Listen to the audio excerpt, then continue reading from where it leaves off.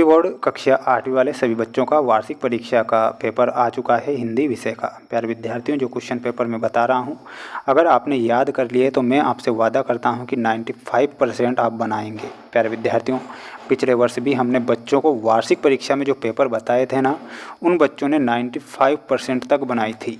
इस वर्ष जो पेपर बता रहा हूँ, छाप लो, रट लो, क्योंकि पेपर बाहर आपका नहीं जाएगा। ठीक है, क्वेश्चन अगर आप मिस करते हैं, अगर आप याद नहीं करते हैं, तो प्यारे विद्यार्थियों ये गलती मत करना, क्योंकि पिछले वर्ष भी कई सारे बच्चों ने गलती की थी, फिर बाद में पछताए थे और कहा था कि सर काश पेपर हम देखकर चले जाते। प्यारे विद्यार्थियों, ये पूरा का पूरा पेपर मैं बता रहा हूँ, इसे रट लीजिए। मुक्तानंद जी से मिलिए पाठ किस विधा में लिखा गया है? तो प्यारे विद्यार्थियों, ऑप्शन है व्यंग्य विधा, रिपोर्टात्मक विधा, एकांकी या फिर पत्र विधा। यहाँ पर हमारा जो सही उत्तर होगा, मुक्तानंद जी से मिलिए जो पाठ है व्यंग्य विधा में लिखा गया पाठ है, तो इसमें आप लिखेंगे व्यंग्य विधा।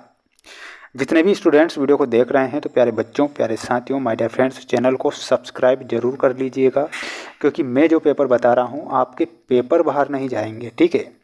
वर्दे कविता के रचयिता कौन है? तो वर्दे कविता के जो रचयिता है वो है सूर्यकांत त्रिपाठी निराला। तो यहाँ आप सूर्यकांत त्रिपाठी निराला लिखेंगे। नव नभ के भव विहग वृंद को पंक्ति में कौन सा अलंकार होगा? तो इसमें नव नभ के भव विहग वृंद को पंक्ति में अनुप्रास अलंकार होगा, तो इसमें आप अनुप्रास अलंकार सही उत्तर के रूप में लिखेंगे।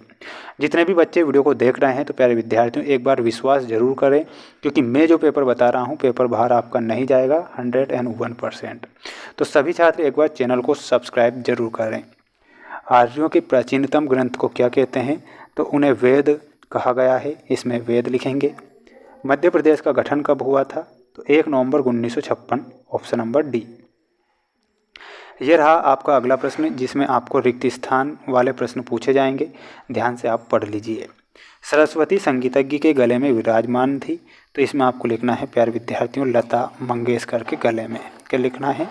लिखना है लता मंगेशकर। ठीक है, लता मंगेशकर। कोयल की आवाज़ होती है, तो प्यारे बच्चों इसमें आपको लिखना है कोयल की आवाज़ मधुर होती है, तो मधुर लिखेंगे।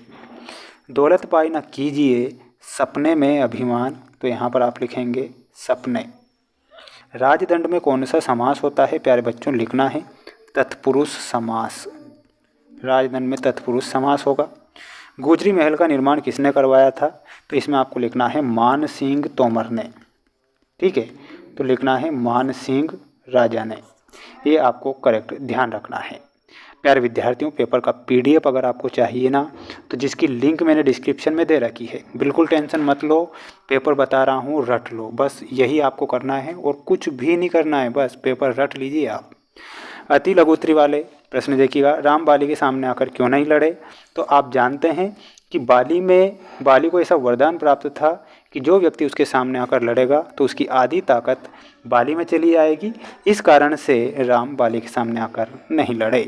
तुलसीदास ने किस किस के उद्धार का उल्लेख किया है, ये याद करके जाना है। विलोम शब्द प्रिय का अप्रिय हो जाएगा, स्वतंत्र का परतंत्र हो जाएगा, अमृत का विष हो जाएगा। ये विलोम शब्द याद कर लेना है ना। इसके बाद अगला प्रश्न आएगा, निम्नलिखित शब्दों के अर्थ अकस्मात यानी कि अचानक, विलक्षण, सबसे अलग, कंठगत, गले तक, ये याद करके जाना है। उपसर्ग किसे कहते हैं, परिभाषा याद करके जाना है। आहार कितने प्रकार के होते हैं? तामसिक, सात्विक, राजसिक, 3 प्रकार के, ये याद करके जाना है। ये 3 नंबर में प्रश्न आएंगे। मुक्तानंद जी पढ़ने के लिए समाचार पत्र कैसे प्राप्त करते थे, ये याद करके जाना है। धन पाकर हमें अभिमान क्यों नहीं करना चाहिए? यमक और श्लेष अलंकार में क्या अंतर है, ये भी आपको याद करके जाना है।